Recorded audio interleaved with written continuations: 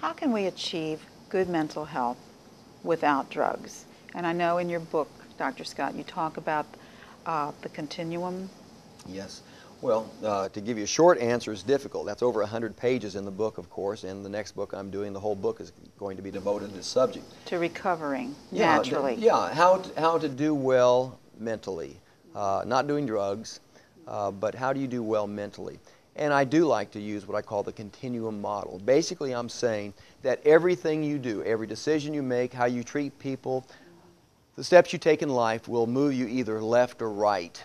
It can move you towards good mental health or bad mental health. If you get angry at something your mother says and you decide, I'm going to tell her off and scream and yell at her, does that move you towards better mental health or worse mental health?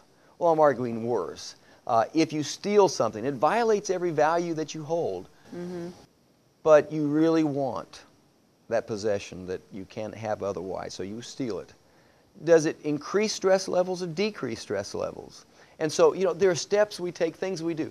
If you treat someone in a very unselfish way, you put them first, you honor them above yourself, you treat them with real kindness. You may not even want to.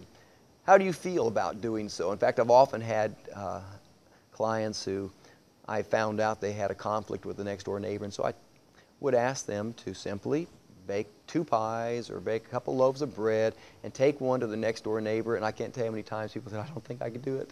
And I say, I want you to do it. And when I get the reaction later, it's always impressive.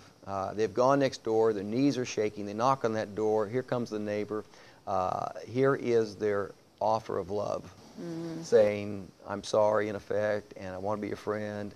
And of course, the neighbor is embarrassed. I'm sure the neighbor is wishing, I wish I had acted first. But the reaction has always been, I've never had anyone come back and say, the neighbor took that pie and threw it right at me.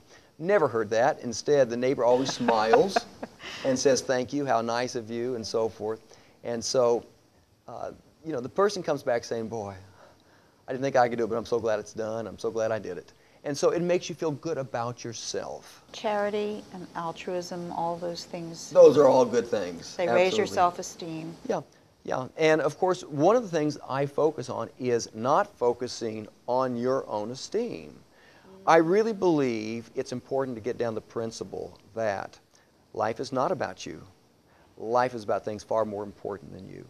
And so giving someone purpose and meaning in life. We have a body of research out there on purpose in life. People with high purpose in life, they avoid depression. They avoid mental stress.